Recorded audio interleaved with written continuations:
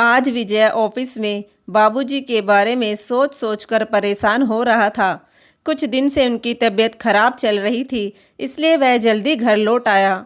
अंदर आया तो अपने बाबूजी को बाथरूम में इस हाल में देख विजय के होश उड़ गए। बेचारे एक हफ्ते से बीमार चल रहे जगदीश जी बाथरूम में कपड़े धो रहे थे। पिताजी, यह आप क्या कर रहे हो? विजय ने पूछा तो जगदीश जी की आंखों में आंसू आ गए। गुस्से में भरपूर विजय अपने कमरे में गया तो देखा उसकी पत्नी प्रिया फोन पर अपनी सहेली से गप्पे लड़ा रही थी।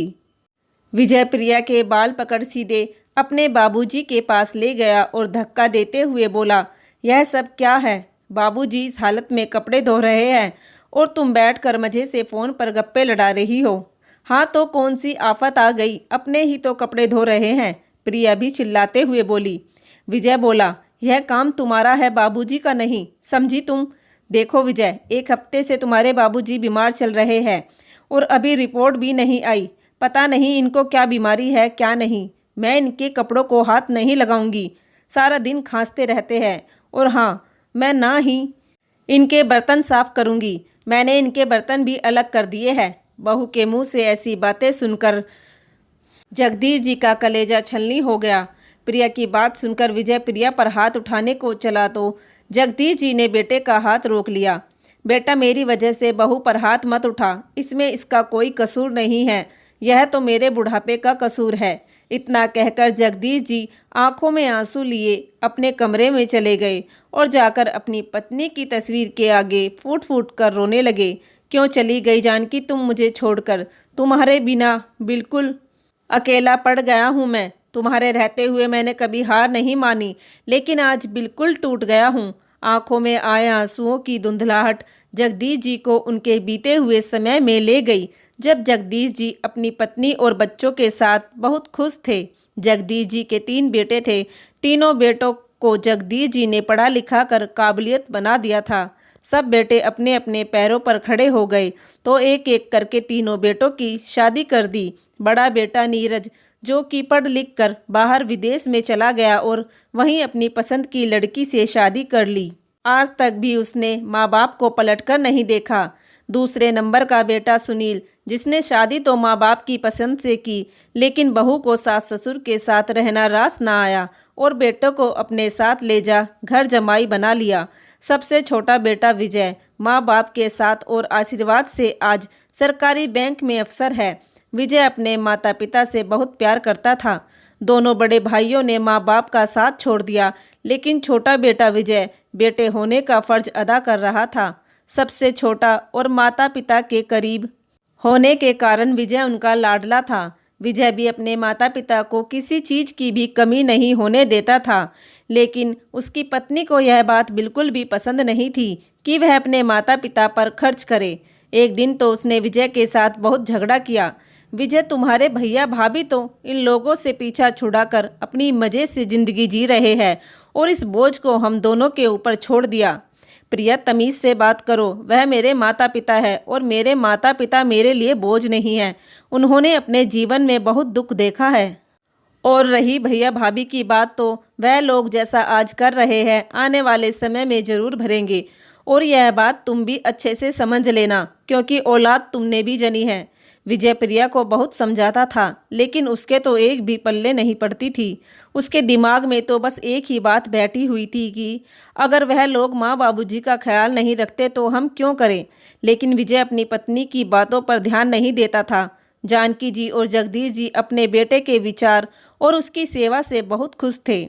जब तक जानकी जी जिंदा थी, जगदीश जी का बहुत ख्याल रखती थी, हर समय उनके साथ रहती थी। बहू की भी इतनी हिम्मत नहीं कि वह उन्हें कुछ भी कह सके, लेकिन उनकी आकस्मिक मौत के बाद जगदीश जी बिल्कुल अकेले पड़ गए, क्योंकि बहू का सामना कर जाने वाली जानकी जी इस दुनिया को हमेशा के लिए छोड़कर चली गई थी। पत्नी के जाने के बाद जगदीश जी भी बीमार रहने लगे। विजय ने उनके इलाज में कोई कमी नहीं की। यह आदमी तो बिल्कुल पागल हो गया है, इसे ना अपने बीवी बच्चों की है और ना ही अपने आने वाले भविष्य की चिंता है। प्रिया बड़बड़ाते हुए किचन में खाना बना रही थी। खाने में आज मटर पनीर बन रहा था, जिसकी खुशबू बाहर तक आ रही थी। उधर जगदीश जी भी खाने का बेसब्री से इंतजार कर रहे थे। बहुत देर होने के बाद भी जब खाना नहीं आया तो जगदीश जी ने बहू को आवाज़ लगाई तो बहू खाना लेकर दंदनाती हुई आई और थाली को ससुर जी के आगे पटकते हुए बोली, बाबूजी 2 मिनट का सब्र नहीं रख सकते क्या आप? थाली में 2 सूखी रोटी चटनी के साथ देख जगदीश जी बहू से बोले, बहू जो तूने सब्जी बनाई है पनीर की थोड़ी सी वो ला दे। दवाई खा खा कर मेरा जायका खराब हो रहा है, थोड़ा चटपटा खाने को मन कर रहा है। बाबूजी कम से कम अपनी बीमारी तो देख लो, कितने दिन से पैसा लग रहा है, थोड़ा बहुत परहेज भी कर लिया करो, पैसे झाड़ पर नहीं उगते। बड़े आए पनीर खाने वाले।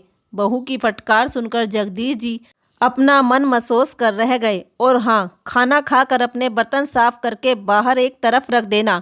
कुछ देर बाद शाम को जब विजय घर आया तो सबसे पहले अपने बाबूजी से बोला, बाबूजी आपने खाना खा लिया?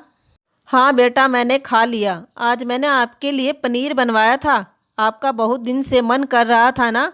हाँ बेटा, बहू ने बहुत अच्छी सब्जी बनाई थी, उसे खाकर तो मेरी आत्मा ही तृप्त हो गई। कहते हुए जगदीश जी के आंखों के कोर गीले हो गए। बाबूजी मैं आपसे बहुत प्यार करता हूँ, कहते हुए विजय बच्चों की तरह अपने बाबूजी के गले लग गया। बेटे का प्यार देखकर जगदीश जी की आंखों में आंसू आ गए और मन ही मन कहने लगे, चलो बहू कैसी भी हो पर मेरा बेटा तो मुझे बोझ नहीं समझता। 1 हफ्ते से बीमार चल रहे जगदीश जी के शरीर में बहुत कमजोरी हो रही थी। बेटा भी खूब अच्छा इलाज करवा रहा था। उनको खांसी ज़्यादा होती थी, इसलिए प्रिया उनसे अछूतों जैसा व्यवहार करती थी। धीरे धीरे उसने उनके बर्तन भी अलग कर दिए।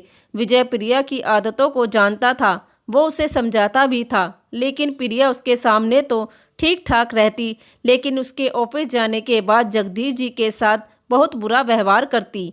एक दिन विजय अपने बीमार बाबूजी के बीमारी के बारे में सोच सोच कर परेशान हो रहा था। उसका मन नहीं लगा तो वह घर जल्दी आ गया। अंदर आया तो बाथरूम में अपने बाबूजी को कपड़े धोते देख विजय के होश उड़ गए। प्रिया तुम्हारी हिम्मत कैसे हुई बाबूजी से कपड़े धुलवाने की? विजय प्रिया से गुस्से में बोला तो प्रिया विजय से बाबूजी के बारे में उल्टा सीधा बोलने लगी। तो विजय से बर्दाश्त ना हुआ और उसने प्रिया पर हाथ उठा दिया। जगदीश जी ने बेटे को शांत किया, लेकिन आज विजय शांत होने वाला नहीं था। मैं इसको बहुत दिन से बर्दाश्त कर रहा हूँ, आज इसको सबक सिखाना पड़ेगा, कहते हुए विजय कमरे में गया और प्रिया का सामान कमरे से बाहर फेंक दिया। विजय को इतने गुस्से में प्रिया ने कभी नहीं देखा था। वह घबरा गई। यह तुम क्या कर रहे हो विजय? वही जो अब तक मैंने नहीं किया था। अपना सामान उठाओ और जाओ यहाँ से कहीं भी। विजय तुम्हें पता है मेरे मम्मी पापा नहीं हैं और भैया भाभी मुझे कभी बुलाते नहीं हैं, तो मैं कहाँ जाऊँगी? प्रिया रोते हुए बोली। तुम्हारे माँ बाप नहीं हैं तभी तो तुम्हें अंदाज़ा नहीं है कि माँ बाप की पीड़ा क्या होती है, कहते हुए विजय बाबूजी के सीने से लिपट गया। यह देखकर प्रिया की आंखों में आंसू आ गए और उसका सर शर्म से झुक गया।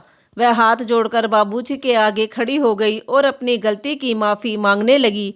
बाबूजी मुझे माफ़ कर दो, भगवान ने मेरे माँ बाप बचपन में ही छीन लिए। शायद मेरी माँ होती तो आज मुझे अच्छे संस्कार देती। बिना माँ बाप की औलाद अक्सर बिगड़ जाती है और मैं वही बिगड़ी हुई औलाद हूँ। मैं कुसंस्कारी हूँ। कहते कहते प्रिया जोर जोर से रोने लगी। प्रिया की आंखों में पश्चाताप और उसके बदलते हुए रूप को देख जगदीश जी की आंखों में खुशी के आंसू आ गए। वो बहू से बोले, बहू मैं इस प्यार और सम्मान का तो भूखा था, आज मुझे वह मिल गया। उन्होंने बिना किसी शिकायत के प्रिया को माफ़ कर दिया और बेटे से भी बहू को माफ़ करने के लिए कहा। अपने बाबूजी को खुश देखकर विजय ने भी प्रिया को एक मौका दिया और उसकी गलती को माफ़ कर दिया। दोस्तों कहानी कैसी लगी प्लीज़ कमेंट करके ज़रूर बताना। धन्यवाद।